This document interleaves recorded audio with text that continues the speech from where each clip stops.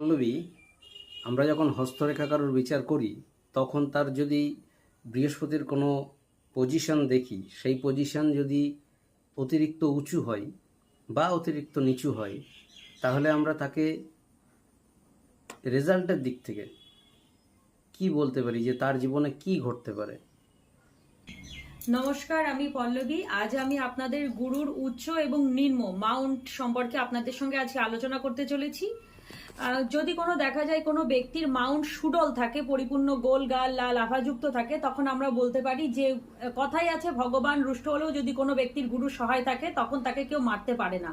কিন্তু গুরু যদি কারো রুষ্ট হয় তাহলে ভগবানও তাকে বাঁচাতে আসে না। যেহেতু ভগবানকে চোখে দেখা যায় না, গুরুর হাত ধরেই আমাদের জীবনের অন্ধকার রাস্তা পার করে আলোর রাস্তায় আসতে হয়। অর্থাৎ গুরু যদি কারোর পরিপূর্ণ সুডল মানে সুন্দর থাকে, অর্থাৎ তার পজিটিভ শক্তি আমাদের মধ্যে থাকে, তখন গুরুর হাত ধরে আমরা জীবনের বড় বড় পর্ষণে পৌঁছাতে পারি এবং তার আশীর্বাদে আমরা নিজেকে ধন্য মনে করি এবং তা আমাদের ব্যবসায়িক বুদ্ধি ভালো হয়, আমাদের চিন্তা ভাবনা শক্তির উদ্ভাবনী শক্তি বৃদ্ধি পায়, মানুষের মধ্যে থেকে আমরা মানুষের মিশুকে প্রকৃতির হতে পারি এবং ব্যবসা বাণিজ্যের বুদ্ধি ভালো হয়, হাতে প্রচুর পরিমাণে অর্থ উপার্জন হয় এবং সুনাম খ্যাতি নাম যশ বৃদ্ধি পায় এবং ব্যবসায়িক দিক থেকেও বিভিন্ন ব্যবসায়িক দিক থেকেও আমাদের রাস্তা আস্তে আস্তে অটোমেটিকলি খুলে যায় এবং মূল্যবান ধাতুর প্রতি সে ব্যক্তি আকর্ষিত হয়।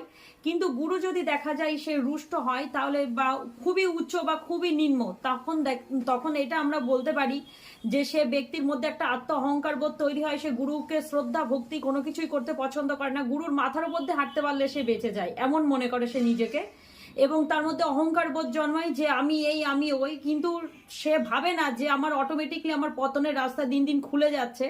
সে এমন ভাবে নিজেকে যে আমি সব শ্রেষ্ঠ হয়ে পড়েছি। এটা হচ্ছে গুরু নিম্নের ফল বা অতিরিক্ত উচ্চের ফল। তার কারণে হাতে অর্থ থাকবে না, তার অর্থ আকর্ষণ ক্ষমতা দিন দিন কমে যাবে, তার মধ্যে আত্ম অহংকার বোধ তৈরি হবে, তার মধ্যে ইগো তৈরি হবে, যার কারণে মানুষজন তাকে ঘেন্নার চোখে দেখবে, তাকে পছন্দ করবে না, তাকে একটা খারাপ দৃষ্টিতে দেখবে। কিন্তু সে মনে করবে আমি ভীষণ বড়। মূল্যবান ধাতুর প্রতি তার যেমন আকর্ষণ হারিয়ে যাবে, সে মানুষকে শ্রদ্ধা ভক্তি করতেও ভুলে যাবে। তার মনের মধ্যে সবসময় একটা অহংকারে পরিপূর্ণ থাকবে, যার কারণে সে লোকের কাছে ঘৃণার একটা পাত্র হয়ে দাঁড়াবে। এটাই হচ্ছে গুরুর উচ্চ এবং নিম্নের ফল এবং তার ব্যবসা বাণিজ্যের দিক থেকেও তার একটা লোকসান দেখা দেবে। সে জনপ্রিয় জায়গায় আরো মানুষের চোখে ঈর্ষার পাত্র হয়ে দাঁড়াবে। এটাই হচ্ছে উচ্চ আর নিম্নের ফল। নমস্কার। এটা থেকে মুক্তির পথ কি আছে?